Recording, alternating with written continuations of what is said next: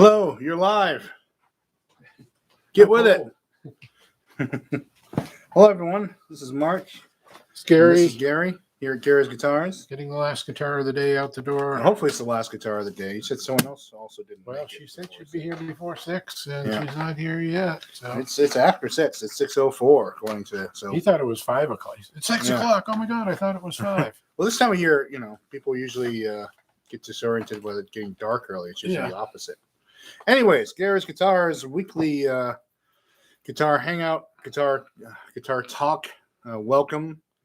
Did you just say episode 33? 33. Yeah, I actually went back and numbered them. Oh, good. So, yeah. Oh boy. So, anyways, the way it works is you leave questions and comments in the chat section, and then we talk to you about whatever you want to talk about. If you're watching this after the fact, which most people do, most of the viewers are after the fact, you can leave something in the comments, and we'll get to it next week. So we do have one of those coming up as well. So I have to steal something I just heard on somebody else's YouTube channel. Oh, yeah, what's that? Talking about music. And check the comments below if you think we're lying. It was sort of out of the blue, but I liked it. Yeah. Things get a little a lot of chat areas. Things get a little what's the word for it? Intense. Oh, I was going to say rambling.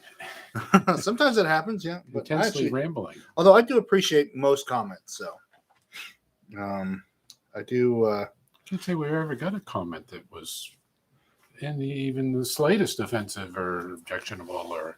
Well, once in a while, actually, not on these videos as much as on only from my wife. Not her style. On some of the other short form videos I do, where I talk about something, review stuff. Yeah, people get like when I did the Blues Junior one, like, hey, this is a great amp. It's not that much money. It does this, does that. Whatever. Here's the new. Just basically an overview. And people were like, I love this amp. This thing's so useful. And then someone's like, this amp is a piece of crap. Anyone who plays this amp is a jerk. And, just like listing all this stuff. It's like, well, sounds more like a you problem. Yeah, it's going to happen. And they're like, this thing is not a Princeton. So, of course, it's not a Princeton. It's the opposite of a Princeton. Other than being low wattage, it has nothing in common with the Princeton. Right. Nothing. It has a master volume. It has a 12-inch speaker. It has different power tubes, bigger cabinet, different cabinet, different material the cabinet is made out of, different everything, and a different price tag. All right, Michael Sullivan's saying hi, and Lewis is here as well. Who else? So Lewis, Lewis, he's here quite often. So thanks for chiming in. So anyone out there was getting in there, just chime in, say hi, so we know you're out there, and don't forget to put any questions or comments you have in there. Oh, here's one already from Lewis. I'm looking for an awesome preamp pedal for my bass guitar. So far, I'm looking at Dark Glass a la bass by 2 notes. Any opinions are welcomed. Does he mean a boost pedal? But so a preamp doesn't necessarily have to boost as much as it changes impedance. It kind of So sometimes they give you a little boost too. But preamping, it does a real thing. When I think preamps, I think internal. Yeah, in the guitar or bass. Well, I use I have a Gretsch that has the high Lotron pickups, the very low output ones, and I always use it with a preamp. It's the Pigtronics Class A. It's just a basic boost, and I give it a little boost, and it makes it sound better. No kidding. Well, I suppose a clean boost is a preamp. Yep. And then also what I would say is that most compressors make great preamps and you get a little compression too. Right. So just set the compression real subtle, like 2 to 1, and put the threshold so that the meters, the MXR one that has, basically MXR makes a DBX, compressor and a pedal. They call it the studio compressor. It shows you the gain reduction with a meter, just like on the old DBX compressors. And, just barely have it on, and just barely doing anything. Just shave that top to make all the notes super even and cool. That's a good I don't know the brand he mentioned. I don't know that in particular either. Yeah. Also, or an equalizer. Equalizer is a preamp as well, and you can just change the EQ slightly. Just get a little, that would work great. The MXR equalizer is a classic. It sounds really good. I use them a lot. Yeah. Well, I think the thing with preamps in general is transparency. You don't want it to change your sound. You just want it to make it louder. Or you want to change your sound. Or maybe it has controls to change the sound, but ideally you just make sure sound louder. Yeah, it would make it louder. It makes it, it changes the impedance because you got this super high impedance pickup that goes into that. And the first thing that happens when you plug into a pedal is your impedance changes because you get preamped. Impedance goes down, your wattage goes up, and it's like it enters your amp in a different. And Bruce Durr, the pedal steel player from around here, he was the one who kind of taught me that. Oh, he's like, he was doing a pedal steel track. And he was, you got something I can plug this into, and it's just want to change the impedance. And I'm like, what kind of pedal you want? And he's like, just anything. And so he just plugged in a, whatever MXR, not doing anything, but he, and I was like, oh, I see what you mean. It does have an effect. Didn't know that. Pedals, yeah. So if you have a pedal before your amp, that's why some people will plug directly in the amp. You're like, oh my god! I ran into John Ross, and he was like, he bought a vintage '60s. It's before '68, so I can call it vintage in front of John Ross. The Fender Deluxe from us a year ago, and he's like, I plugged directly into it with nothing in between, and it sounds great. And there is something just to be said for that because it was made to have a guitar pickup plugged directly into it. Yeah. So, all right, let's check with the Gary. Someone else named Gary. Gary Brady says, "Hi guys, I was wondering if you could help me about a PV Audition 30 20 watt amp. I want a foot switch, but I haven't found much information." For the Audition, PV has some weird foot switches, and we have some of them here. Yeah. They used weird DIN connectors at one time. Yeah. So it's got is it a 1/4-inch input or is it a DIN plug with 3, 4, 5, 8, 12 pins in it? Yep. And then they had how many buttons? Is it for reverb and channel switching or just one thing or the other? So we have a lot of pedals here, but can't really give you a magic bullet on the PV thing because you have to look it up and see. Yeah, it depends on the year too. They made the Audition for 25 years probably. They're probably still making it. I don't know. It's like the Bandit is smaller than the Bandit. You see some other little PVs, but don't see the Audition much. Mm-hmm. So it probably. Well, there are some generic 1/4-inch foot switches. Yeah, we got those. It's worth trying. It's a lot of amps, but not all amps. Yep. So that's. If it's a 1/4-inch plug, that might work. If not, it's probably a special PV thing. All right, yeah. And we do have a couple of stray PV pedals. I don't know if you're in the area or not, but we have a couple of stray PV pedals that someday will find the amp they belong to. Bring the amp. Yeah. See if anything works.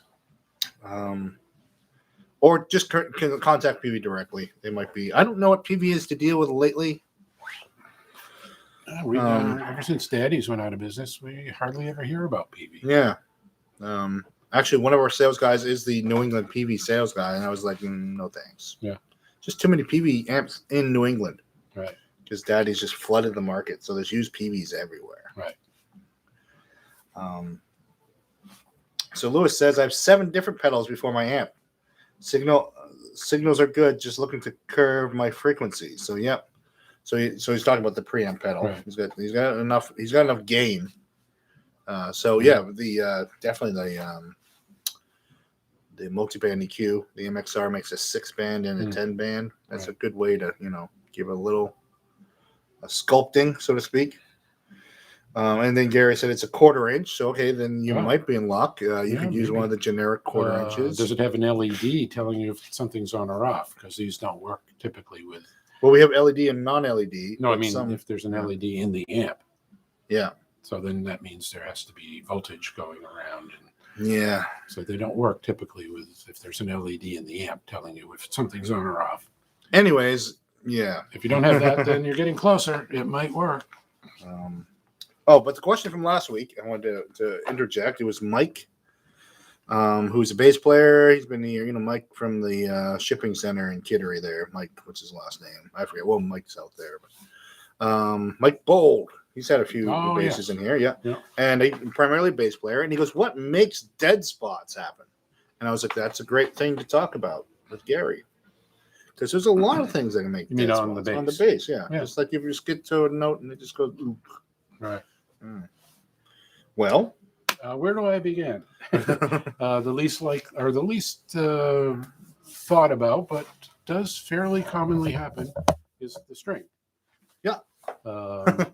So if you just grab your string, run your finger up and down it underneath, if you feel any little bumps, grooves, anything sharp, string's no good anymore, and that's probably where your dead spot is. From hitting that 4th fret 10,000 times, it's worn a little.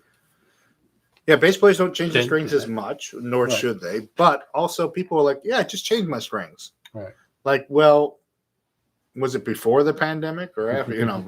Everything just happened in the last 2 years. So some people, strings are easy. What else can cause it? The most common thing is loose high frets. If your G on the low E string on the 3rd fret buzzes, it's because the 4th fret next above it is high. There's a thing called a fret checker, which we have, and you might have. You can check them quickly, all the frets, see if there's any high ones, which means they're either loose or somehow the adjacent frets are lower. Either way, you need fret receding or fret filing. A back bow in the neck can certainly cause the same effect. So it's coming to back bow season. Right. I don't know. We're coming out of back bow season. So if you just recently developed a back bow, it's just because you were. Well, every time I say to somebody, in the summer when the wood gets wet, it back bows, and in the winter when it dries, it goes this way. And the next guitar I see will contradict that. Yeah. But that's usually the way. But everything's forward bowing now because the necks aren't as good as they used to be. Everything comes in for.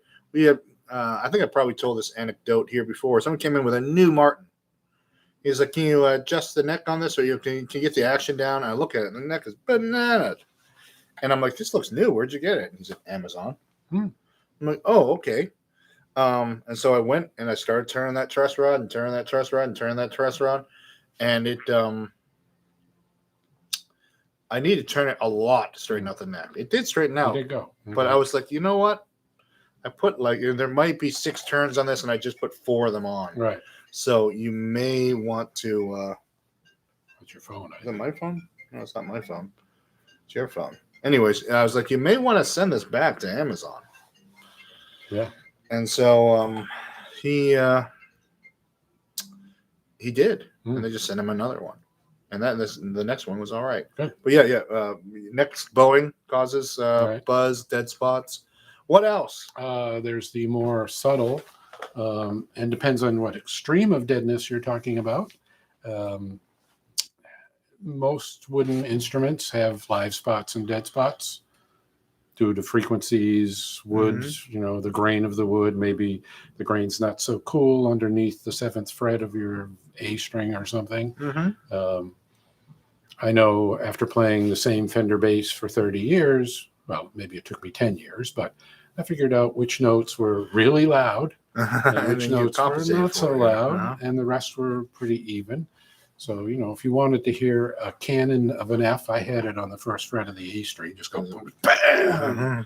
It's twice as loud as any other note on the bass. And don't play this note up here because it's just dead. Not totally dead, but a lot quieter. Noticeably, a nut. The nut. If it's dead in the open position, a bad nut. Pinching nuts can dampen things. If the nut slot's too small and the string is really jammed in there, which if you tune it, you'll hear it creak. If that's the case, that can cut off the tail of the string, which has harmonics, which won't be activated. That can make it sound dead. Saddle, same thing. Severely worn saddles. I guess that's pretty much covers it. Especially when you're fretting and it's a dead spot, could be the fret, but usually if it just pops up, could just be a neck adjustment. Or this happens once in a while. Someone comes in and they're like, "Hey, this is dead," and can adjust, And you look at it, it's like, oh, your neck has a twist. So that means like, well, we can take it out now and then it'll come back later. It's a bow, the twist. Yeah, necks twist a lot more now than they used to, I think. We have discussed it a couple of times here. Well, this guy was just here with a Shure guitar. Sure. The microphone company? No, the Sur, sorry. Oh, S-H-U-R. Okay, S-U-H-R. Yeah, I had a mild twist, but for a $4,000 brand new $4,000 guitar, you want that thing to be like perfect. And it was like, this is not. And then we did a neck adjustment on it. And it got the twist went away a bit. And I was like, but well, he's got the action really low. It doesn't buzz. He's happy. I didn't say much. Yeah. Well, it's a little inconsistency here, but if it works, it works. Yeah. All right. So yeah, that's the dead spot talk. Usually just an adjustment can help, or strings, or get some strings. Messing with the frets. Yeah. All right. Let's see what we have in the house here. Any other topics? Actually, hold there for 1 second. Okay. Keep talking. What's the next topic? We've talked. I thought Mark was just talking to a customer about power supplies and pedals, noise floors. There's a good term. So I thought, well, there's a fair amount of, I don't want to say confusion, but mysteries about power supplies. How to get a drink. Right in your teeth. Yeah. How many volts do you really need to power 12 pedals? What's the amperage mean? If you plug a 9-volt pedal into an 18-watt power supply, will it blow it up? Negative polarity issues, positive tip, negative tip, the quality of the power supplies. Most of this I don't know. So I brought it up as a subject mostly for Mark to talk about. But I have to deal with it with customers. He asks these questions. How many pedals can I run off this Snark power supply? Well, it says 5, but the drawer of each pedal. Well, it says up to 15 on the Snark. Oh, it does. Yeah, 15. which is crazy. It's 15 if they're 50 milliamp pedals. Okay, yeah. So there you go. So it's good. So for that's the up to an amp or two, maybe. So it's the amperage. So most pedals run a 9-volt. You have to know if it's tip positive or tip negative. Most are tip negative. We call that the boss. Right. Standard. That's kind of become the standard. And then you have your amperage, and basically, if you flip all your pedals upside down, it will say somewhere, hopefully, how many amps it draws. Well, there's probably a piece of Velcro over that. Yeah, there's a piece of Velcro over that. You can, or you can look it up online. Like I said, the real simple Boss and MXR pedals, half a milliamp. I mean, like 50 milliamps. You can run a lot of them off of one power supply. Right. So what's the high end in the pedal world? A lot of things. Electro-harmonics. Okay, so in the pedal world, pedals with digital that do like complicated digital stuff like pitch shifting and looping and all that. Those eat a lot of amperage, and a lot of times they will come with their own. Especially Electro-harmonics will ship them with their own power supply. Right. So. And those are pedals are doing a lot of processing, so to speak. And those can be up to an amp or more, depending on the a lot more. So a lot more. So some of those pedals will need to use their own dedicated power supply. So you might only run 2 or 3 of those off a Snark power supply. Yeah, well, the Snark itself, which we sell most of, we sell 2 of them here. We sell one from on stage. That's 1 point something amp, 1.6 amp. That's rather than the one spot because it's costs less. It's the exact same thing, and it comes with accessories with the one spot. One spot cables and stuff. Now the Snark has a special place in Paul's heart, and that's why we carry so many of them. Paul's our repair guy. Yeah. Why does he like them? He likes them because they actually have a transformer in them. They're not a split. What do you call that? Split power supply. There. What do they call that? Ooh, just blew my own mind here. Transformer less, right? Essentially, I've heard that term. Like the split supply, I guess you'd call it. Mm-hmm. That uses a chip that balances the 2 sides of AC into something, and then transforms it down and kind of rectifies it right on the chip. So digital version of a transformer. It's kind of digital, because it's a chip, but it might be an analog chip. I don't know, but it does chippy stuff, and it doesn't have an actual transformer. And those are known to blow up first. If you, especially in the microphone world. Power supplies that for the tube microphones that I sell from my tube microphone business, you can't use those cheap power supplies. You got to use a real transformer in your power supply. So that's why we sell the Snark, because it even though it's lower amperage than the One Spot famously has 1 amp of juice. It's not gonna leave you on the side of the road. Right. It's not as likely to leave you on the side of the road unless you tax it too hard. In which case you need why not get 2 amps, because you want you want the amperage of your pedal, your power supply to be way up. You want lots of headroom on the amperage. I actually tell you, remember this, Gary? 20 years ago, I invented the One Spot. Ooh. Yeah, 20 something. It was when your store was in the other place, and I had whenever I turned on my wah pedal, my board started howling. And I figured it out. I ordered this Chinese-made on eBay, Chinese-made, power supply. I think I had to change the polarity myself, but it had the right size. Right. And for 1 amp instead of the, whatever they come at. And I'm like, this is great. I should market these. I should sell them. And you're like, whatever, kid. Yeah. People don't use pedals. That many, no one wants power supplies for the pedals. Everyone uses batteries. Right. And they sound better. Then now, the One Spot now owns. Whoever owns One Spot owns a yacht, and I do not. But just having that a lot more headroom, and so if you find your board kind of howls once in a while, that when you hit a pedal and all of a sudden your noise gets worse, you're taxing your power supply a little too hard. All right, let's catch up with the room. Sure. See some smiley faces. Yeah. Michael Sullivan says, question on the Fender MIJ Jaguar. That's in back of us here.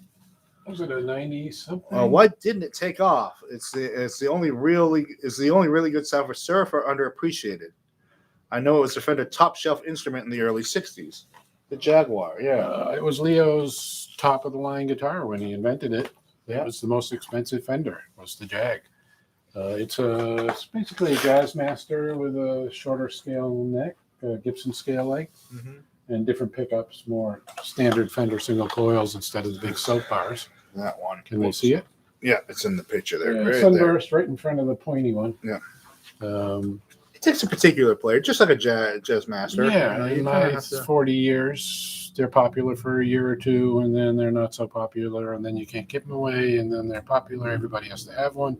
And then the 1962 Jazzmaster is worth $10,000, and then nobody wants them, and they're they go up and down. To me, they're both kind of one-trick ponies. They do a couple of things maybe really well, and not a whole lot else. Buddy, I don't think you'll ever see Buddy Guy playing a Jazzmaster. They don't like that. Some people get attracted to it. It has a brighter sound, would you say? The Jaguar, the Jaguar is brighter than a Jazzmaster because of the pickups. Yeah. The short scale Gibson scale length neck appeals to a lot of Gibson players. A Fender that I'm comfortable on. Yeah. So they're great guitars, but they're not as universal and versatile. Would you say the offsets are seeing a renaissance the last few years? People are really going for Jaguars and Jags a lot more. I think it's a continuation of nobody wants their father's guitar, which is great because for so many years, it's got to be a Fender, Martin, or Gibson, and I don't want it. Well, we have this Charvel, and it's fat. No, I don't want it. It's not a Fender, Martin, Gibson. That sort of went away 10 years ago, and now it's expanded into, I like the Fender sound, but I want something different. Yeah. We got a Duosonic. We got a Jaguar. We got a Lead 3. And we actually do have a Duosonic. I'm just naming ones that are hanging here. Probably something else I can't see. So, I think that's great. Whatever works. Yeah. So they're good value still. If you're buying a Jaguar from the same year a 63 Jaguar and a 63 Strat, the 63 Jaguar is going to cost half as much. Probably. Yeah. So they're still good value. They still might be a little underpriced. Yeah, but they're pretty rare because once the surf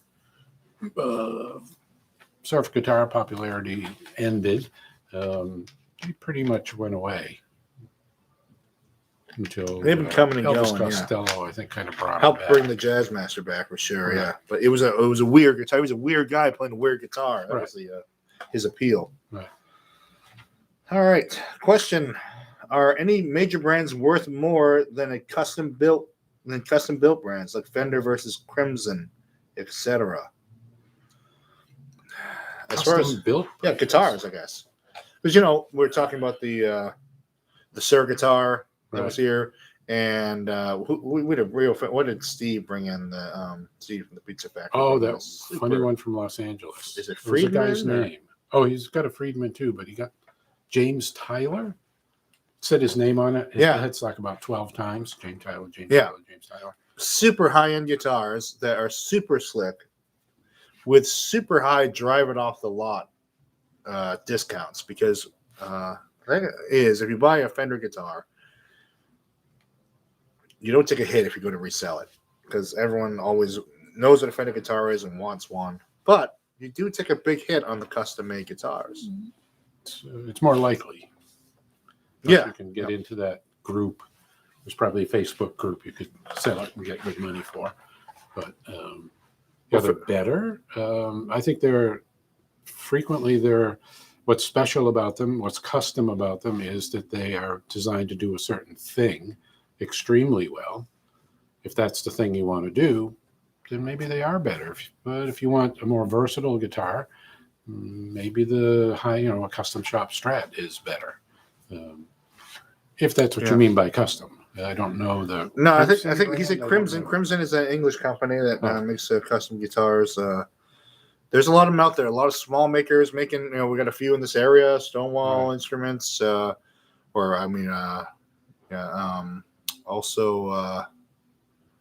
Screamer custom guitars are getting more popular. John is his name, right? Yes, John.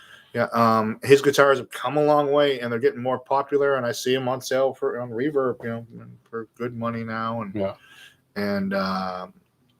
But you got to you're the owner. If you buy it, plan on keeping it. That's what I say on custom made guitars, especially if something that's specifically made for you. Like, I got this, but I got this kind of neck because I like this and I don't like that, and it's like that's for you, and that's great, but it's going to be for you forever. Now, to me, a custom-made, handmade, we'll say, guitar implies a level of quality also, which we know from, a few builders who have built hundreds or thousands of guitars, that their quality is great. Somebody who's got a new company making high-quality guitars, and they've only made 20, and nobody really knows how long they're going to last, how good they really are. It gets into some. Like, I bet you wish you bought one of Robert Taylor's first guitars when he was, or Jean Larrivee, or they all started in the garage, and they just went on to. What was that one? The Canadian guitar we had to send back for warranty repair. What was it? The maker's the name? Woman from Montreal. She's in Montreal. She's a Linda Manzer. Linda Manzer. The guy who owned it bought it because he liked it and didn't pay a lot for it. I don't think. Just a couple grand in 1984. But it has become a super sought after guitar. Yeah, now it's worth 15 grand. Yeah. And he sent it back to her, and she fixed it because she's still alive. Warranty repair on that for him. Yeah, she's a luthier who succeeded. Yeah. Plenty of them didn't. 1 in 100 will get to the top, and everyone else. So even I was thinking of buying this crazy idea. Whenever I do a face palm, that's the image that YouTube suggests we use for the cover of it. I just saw this, Rudy Penza, the guy who made Mark Knopfler's guitar. It's called the MK1, and he posted one that recently finished that was left-handed, and it looked so beautiful. And I was like, I could sell a couple of things. I don't know, it's so cool, so well made. It's just under $4,000. Oh. I was going to say $8,000 or something. No, I mean, he is an assembly, and that's also when the maker has, makes a lot of guitars. They have, stuff ready to put together, people working for them. That makes a big difference too. Right. But I talked myself out of it because if you spend the same $4,000 on a custom shop guitar, it's going to keep a value, a little more. Probably be decent. Fender Custom Shop, that is. Yeah, they always are. All right, let's catch up here. Oh, a message from Hungary. Is that? Got your email, Gary. Thanks. Reply soon. Okay, good. Thoughts on intonating with old strings, since that's what we all play on. What do you think about that? Don't do it. First, I think I learned this from a guy named Mike years ago. My intonation's out. Could you check it? How old are these strings? First question. Yeah. Oh, they're brand new. I just changed them like, I don't know, 8 months ago. Well, if I intonate them for these old strings and you change them, I bet your intonation's going to be out. So I'd say let's put new strings on, then intonate it. Then let them go bad. And it'll gradually go out as the strings deteriorate. But at least when you put new strings on, it should still be intonated. Yeah, there's that. Don't you agree, Mike? But bass is a whole other world, too. Because I change my bass strings once every 10 years, whether they need them or not. I used to do it once every 5 years, but now I've kind of stepped back a little. So my bass strings, I just like them dead. I like round wounds that sound like flat wounds. But yeah, thanks for saying hi, Mike. Bass players are certainly about 1,000 times less fussy about intonation than guitar players are. Let's see here. Sounds like custom for personal choice. Yeah, that was what we're talking about, the custom made. Only if you love it, buy the custom made guitar. Otherwise, stick with the factory made guitars. Because they just have the reputation. If you're ever worried about reselling it, if you're going to buy something, you're going to keep it forever, buy anything. Keep it forever. If it's your thing, I remember I had my Hofner bass out on a gig once, and I just leaned up against the amp and went and got a drink. And the guy's like, "You can't do that, man. That thing's, you know how much that thing's worth?" I'm like, "It's worth absolutely nothing because I'm never selling it. So it has no value. It's my bass. I'll lean up against the amp because I can't just like live my life in fear of my bass falling over. It's probably a dumb idea, but I just felt like, you just set your amp. It's a B15. The B15, you can actually set your bass right and lean it right up against that transformer. Yeah, and it's just that nice little spot. It's pretty safe right there. Yeah. Little corner it can go in. And yeah, maybe I was being a little negligent, but the overall point is you can modify something if it's going to be yours forever. It's your thing. Do what you want. And people say, like, "Oh my God, someone took out my original pickups and put in these other pickups all these years ago."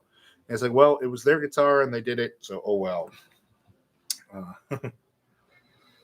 That has to do with the and now everyone's doing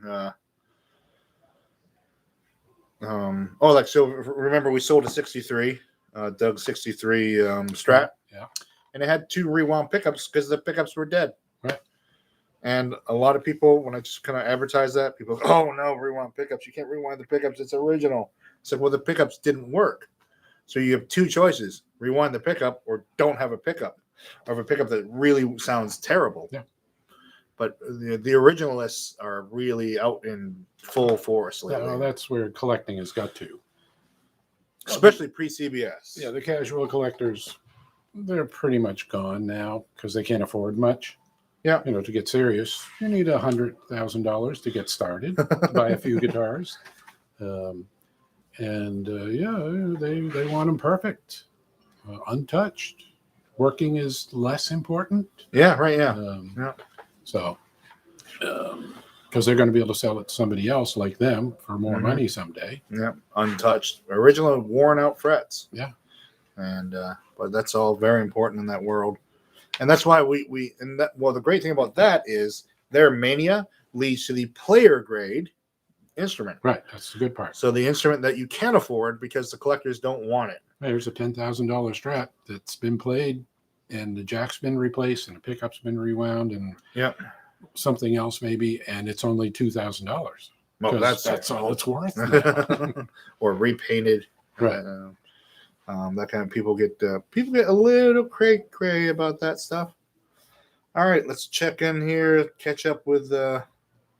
So keep the money value over customs. Well, okay, so Lewis just actually reminds me. I recently brought something to Goodwill. What was it? I forget. Perfectly good condition, something not cheap, or something that our daughter had many years ago, but it was a good one. I said, "Oh, we still got this thing. She doesn't want it." looks pretty good to me. It works fine. It's solid. Brought it in. They looked at it. It's slightly soiled. We can't take it. Goodwill's getting picky. Slightly soiled. Yeah. I'm going to say that to the next guy that wants to sell a guitar. Yeah. It's slightly soiled. Yeah. This guitar is this 63 Strat is worn. Someone's been playing this guitar. Right. Don't you know you're not supposed to play pre-CBS Strats? Or, well, here's, I guess since we don't have any fresh questions right now, I'll start this little.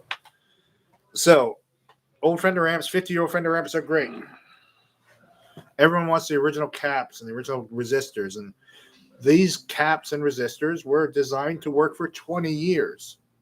And that's just kind of their lifespan. And then they start to die, especially the power supply caps die, bigly. They die and make tons of noise and send out bad juju. They got to be changed. And these originalists the caps have been changed. Right.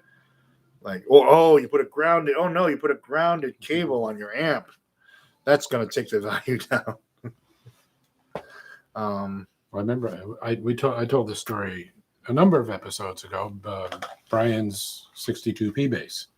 Black. Oh, yeah, right. Yeah. Uh-huh. A friend of ours brought it into 62P bass. Had been refinished black, poorly. But other than that, everything was original. Case, everything. Played great. Action was great. Sounded fabulous. Yeah. Like, wow. Looked it up. Or this is, if it was not refinished, it might be worth $6,000. Let's try it for $4,000. Yep. Nobody per year. Yep. 2 years. Yeah, 4 to 3. Get calls from all over the country. Oh, tell me about that 62 piece. Well, it's been refinished. I don't want it. Well, it's only $2,000 now. Yeah. What would you pay for? I wouldn't pay a penny for it. It's worthless. It's been refinished. Yeah. We don't really get it. But, yeah. But good for us. Now we can get a great P bass for $2,000. So, like Brian did. Yeah. Right. Yeah. When I think it was 25. But anyways, well, I don't think that. I don't think that's going to last long either. I think some of those basses, like that bass, would probably become a parts donor for a more precious bass. Yeah.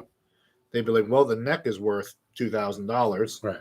Because the neck is, original and fine, and right. So buy it through, and then parts it out. Yeah, which is really unfortunate and sad when a perfectly fine instrument gets parted out. But it happens. All right. Do you guys like Relict guitars? This came up last week, did it even? Maybe. We've talked about it before. Me and a fair number of customers really don't get it. I mean, we understand the desire to look like a 1952 Telecaster, like that one up there, that's been played for 70 years, but I'd rather do it myself. It might take 30 years, but that's the way I'd like to do it. I can give the other side of that argument, though. There is, because a friend of mine has a, Charlie, who plays with me, he has the, who's that? Nash. He has an older Nash Telly that's Relict. And while you're playing it, you kind of forget, it kind of feels like an older instrument. It just inspires you just a little bit because it feels like an old Telly. Yeah. So you're tricking yourself, maybe. But on a subconscious level, your playing might, benefit from just that feel, that worn neck, that, that kind of. Maybe. Yeah. Somebody told me the other day, it might have been Nash, because he said that word, but he saw a Nash that he loved, but it was Relic, so he called up the company. I want this guitar. I got to have it, but I don't want it Relic. We don't not Relic. Really? All our guitars are Relic. Well, couldn't you just not Relic? No, sorry. Huh? Yeah. Well, that was. I mean, when Nash started selling, and if it's not Nash, I'm sorry. It could have been somebody else. But. Well, the popular Nash guitars, and they got they're parts casters essentially, right? And that's kind of because the old stuff was too expensive, and people wanted to have something that felt old. Right. Like this, one thing I say about that Telly is if you had your eyes closed, you would not know it's not a 1954 Telly kind of. So that says something. Feels and sounds like one. Because they made the neck the right shape. And except the weird thing about the pick guard. Weird thing about the pick guard. Jake told me, I didn't know this. Customer pointed out, why didn't they relic the pick guard? Oh, yeah. So I asked Jake, or he heard the guy, and Jake said, well, the guy ordered it that way. So yeah, I want it relic, but don't relic the pick guard. Oh, yeah? Huh. So it's got a brand new pick guard on it. Yeah. Well, that also, we sold a Fender custom shop relic to Charlie Lawrence recently. Yes. That was a relic with a new shiny pick guard on it. Yeah. But it doesn't take long to get your pick guard scratched up. So coffee grounds, I hear, work well. Yeah. Or if you take a pick and strum the guitar a lot. Yeah. Pete Townsend it. Yeah. The only conflict in it, so this is Lewis again talking about the custom built guitars. Mm-hmm. Materials and hardware could be better. So custom build users use better materials and hardware. Usually. Yeah, unless you got to compare horses to horses or whatever. That's not that. You got to compare oranges and oranges, or apples to apples. Okay. All right. So if you're going to buy a $4,000 custom made guitar, compare it to the $4,000 custom shop Fender, and then you'll see those custom shop Fenders get select parts. They save the good stuff for the custom shop. All the light bodies go to the custom shop for all the great one-piece bodies or two-piece bodies go to the custom shop.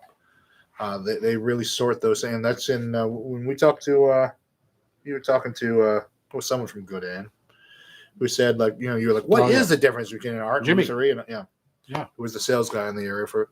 He goes, it's mostly the materials. We sort the materials. The best wood. That's a Seneca Patrick, and the perfectly fine wood is a Seagull. Art Luthery. No, the lesser line. Oh, the Maritime. No, what was it called? It was another name. Coastline. Coastline. No, that's not it. But anyways, there were three lines. All solid. And then the wood that's fine, but it doesn't look so good, goes on an Art Luthery and probably gets painted. Yeah. Or it goes on a Norman. Yeah. Or a Norman. The Normans get the door stops. It's all about the wood. Yeah. Yeah, the materials quality. Because in the production of anything, if you're talking about an iPhone, if you're talking about a guitar, there's three things that matter: your materials quality, your workmanship, and your design. And everything boils down to that. If you're talking about a BMW, an iPhone, or a guitar, the design has been done. So it's down to workmanship and materials quality. So if someone's independently wealthy and they're just sitting cobbling on a guitar all day and making cool custom shop guitars, custom made guitars, and maybe they get extra workmanship and extra good materials, and it could be good. But yeah, it's not necessarily the well, the catch in the whole hardware thing is tradition. Where are they going with this guitar? Is it a replica of those 57 Strat, a 52 Telly, a 58 Les Paul? The hardware on those guitars was not, by today's standards, that high good. quality. Yeah, exactly. The metal was better. Bent. Yeah, but the slightly Strat bridge, a Telly bridge, that's nothing fancy there. Yeah, nothing terribly precise. When you go and buy a Strat bridge with a titanium block and stainless steel, this and the other thing. Sure, it's better quality, but is it going to sound the same, act the same? Probably not. Yeah. So, the quality of hardware can vary and be okay. Fender. Okay, so this is something that got me in trouble on the internet when I was made my little video about Mexican-made guitars, Mexican-made Fenders, because a lot of parts for American-made Fenders are made in Mexico. Just because your guitar is made in the USA doesn't mean your parts are made in the USA. Just like your Ford truck has more Canadian parts in it than American parts, or you can buy a BMW made in Virginia or something. I don't know, or somewhere in the South, or it doesn't. It's not so much of a thing anymore. So when you buy the Player Series instrument, even probably right up to go up to maybe whatever Ultra, you're getting the same Korean-made hardware. That's okay. It's Not bad. Fender did put bad hardware on the guitars for a few years in the mid 2000s. One of those weird, very square tuning machines that kind of strip out a little too easily.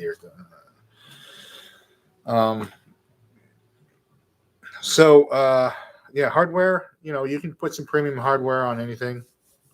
Shallow tuners are great. They cost twice as much, and they're twice as good. Okay. Mark, love your attitude about the Hofner trigger. And I once shoveled a driveway out after a house party with a 60 Strat and a Silvertone bass. Did you say that's Trigger? No, it's Mike saying that he and Trigger once used their guitars to shovel their car out. I've heard this story before. Yeah, exactly. You're probably there saying you guys shovel it out. So these are also people that Gary's known for 40 years or 1981 or 2. I've known him for 20-something years. We were in a band together for a while. That was a lot of fun. Anyways, but yeah, back in the old day, you just, it's your guitar. You do what you want with it. And nowadays, there's a funny story about who's the bass player running with the Bulls. What was his name? Jim. Yeah. He had a Steinberger bass, which was all composite, and someone actually saw him digging out his car with that bass. Yeah, well, that's not going to hurt. You're not going to hurt that thing, no way. Yeah. So yeah, you gotta, I guess you gotta don't treat your instrument so precious that you're not going to enjoy it, and don't let anyone's idea of what you should be doing with your instrument, affect what you do to it or with it. It's yours. You own it. So, thanks for that comment. And now shoveling out your car with your Strat, that's a little extreme. But those guys are probably doing a little drinky, having a good time. Played a crappy gig for $50, and they're laughing in the parking lot trying to get out of there. I remember the end of a night once with Mike. He didn't play trombone, but he liked to play it in the band. The last song of the night, he pulled it out. In the front of the stage was a pole, a support, right in the middle, right in the center of the stage, about this big around, floor to ceiling. And we were doing New York, of course, because that's the only thing you could play on. The only thing you could play on trombone. And Mike got out the trombone, and he did his solo, and then he wrapped it around the pole. We packed up and left it right there. But the great thing about that is the stories that were told. Everyone who was the 6 people who were there all still tell that story. Yeah. So it was worth destroying a perfectly good trombone just to get that story. It wasn't a very good trombone. But it made a trombone-like noise. All right, folks. Any other questions from the audience here? Let's see. Are we caught up? Any other topics that we have to? We talked about dead spots. We talked about power supplies. Last week we got cut off while I was ranting about tubes. Oh, that's right. We were something about 6L6s, and then oh my God, yeah. We're not on. I should check to see where I was on that rant. But what I was getting at is there's very few factories that still make tubes. The Electro-Harmonics in Saratov, Russia.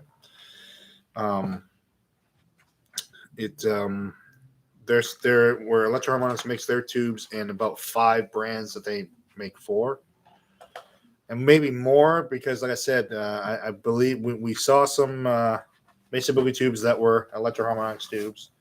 We saw some group tubes or Electro-Harmonics made tubes. You can just tell by the characteristics of the plate is just the that their unique look on the inside. There is JJ in Slovakian made tubes. If you ever see Tesla tubes, preamp tubes especially, they were some of the best preamp tubes around. Unfortunately, the United States bombed the Tesla factory during that little Balkan fiasco in the early 90s. What country were they in? That was in probably Czechoslovakia. Yeah, not Czechoslovakia. Sarajevo, where we bombed Sarajevo. So somewhere near there. Serbia? No, Serbia. Serbia, country that right city's around in, there. but- It used to be part of Yugoslavia, which Right. one of those countries. We were just bombing stuff, and we did take out. It could have been the Canadians actually, but one NATO forces took out The Tesla the factory. Tesla factory, and they never Oh, I rebuilt it. didn't know that. There's presumably a Chinese factory still making tubes because we do see Chinese 12X7s and preamp tubes all the time. But that's about it. It's a lot of it is just branding. Well, you just reminded me what I was going to say after you finished talking about it before the power went Okay. off. The historical Sylvania had a plant in Washington State, Mhm. and I remember all through the 70s and 80s, we generally thought the 6L6s from Sylvania were the best. Some people like the RCAs better, but we like Sylvanias. But they closed up like all the other American tube producers. And then a few years later, Groove Tube announced they had bought the Sylvania plant and they were going to start it up again Yeah. and make tubes in America. And they did. And I Sure. remember we got a few sets of American-made Groove tubes made in the Sylvania plant, and then it was shut down. Yeah, like almost Lasted maybe a 6 couple months months. or something. Yeah.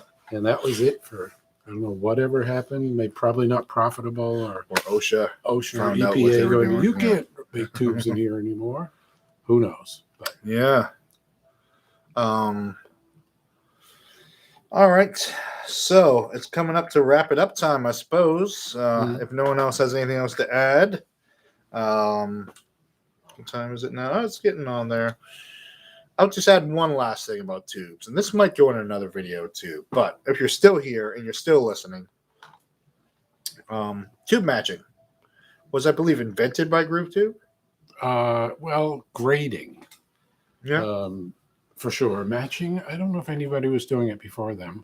They Yeah. were the first ones that people knew there was such a thing as So matching tubes. the reason why is Groove Tube would buy these terrible Chinese tubes that would like not work together in pairs. Right. You know, they'd be so their standards would be so desperate from each other that they had to put them together in pairs and then grade those pairs in how much they could, how much amperage they could handle. How fast they'd distort.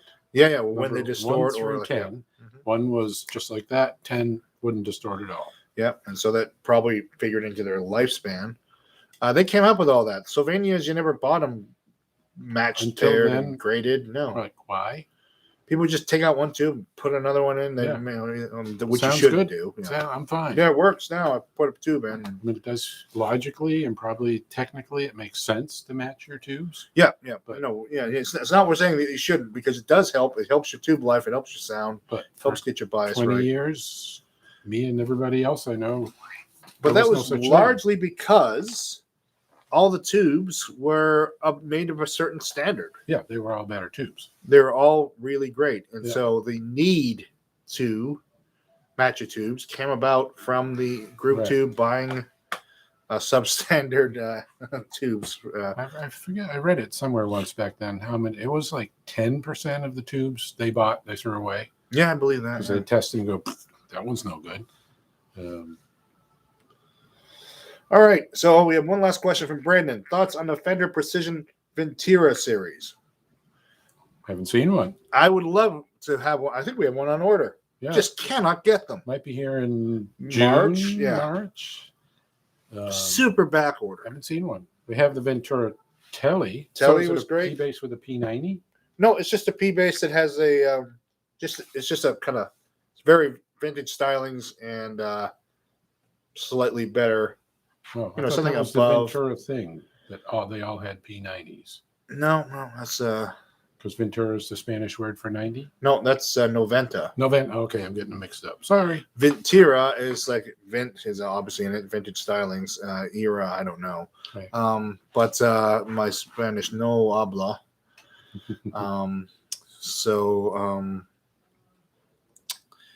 But from what I can tell from their instruments that we've had in, they are pretty nice. We've had their Strats. Of course, they've gone up $100 because Yeah, they can. They are the top of the Mexican production. They used to be the top, but now there's Player Plus, which is kind of They're a little bit more. that actually Okay. best that. Yeah, I remember the Ventura, Ventura. Ventura, not a place in California. telly that was great. Yeah, and the Strat we $200 sold in more, a day or something. Yeah. A couple $100 more than the Player Series, but yeah, so probably in a P base, probably pretty cool. No, we've been able to get a regular everyday P base for 6 months now. Yeah, yeah, The fancy one. Yeah. So it's crazy. All right, now the questions come flying in because I talked about us leaving. But thoughts on why not have a separate pot for each tube? Because they work in a push-pull pair. One is pushing, one is pulling. They're reverse phased, and so you can't. It's like a piston in an engine. Yeah. They literally pump the sound out. Most amps, there is. Yeah, and when you have your single, there is a single-ended tube, or you could have two independently working Class A single-ended tubes. So that's a Vox. That's a stereo. Yeah. Thanks for the information. And what's your take on Fender Japan and the new Fuji Gen? Well, we talked about this before. We talked about this earlier. If you go back and listen, we have a Fender Japan made Jaguar over there. That's great. I love everything that comes from the Japanese, the Fuji Gen factory. I agree. The only relatively unimportant lesser quality thing about them is usually some of the pots, the jack. They're not switchcraft jacks. They're not CTS. Yeah. They're Asian made. They're fine. Yeah. So, depends on the era too. But sometimes the tuners and the bridges are better than the American stuff. Yeah, there was something. The finish work is great on those. Something about like the Japanese craftsmanship just really works well for guitars. Right. Or it does now. It didn't in 1970, but they figured it out, and then they bested Fender for a while, and then Fender hired them to make guitars for them. Right. All right. So now I do believe it's 7 o'clock. That means it's rapid. It means you wasted another perfectly good hour listening to Guitar Talk. So thanks again. Like, subscribe. If you like this, it helps the video get around. If you subscribe, it helps people learn about us. If you go to Instagram and Facebook and all that and get in touch, that helps too. Anything to add? No, just what you said. All right. What he said. Stand by for the end. The end. And end.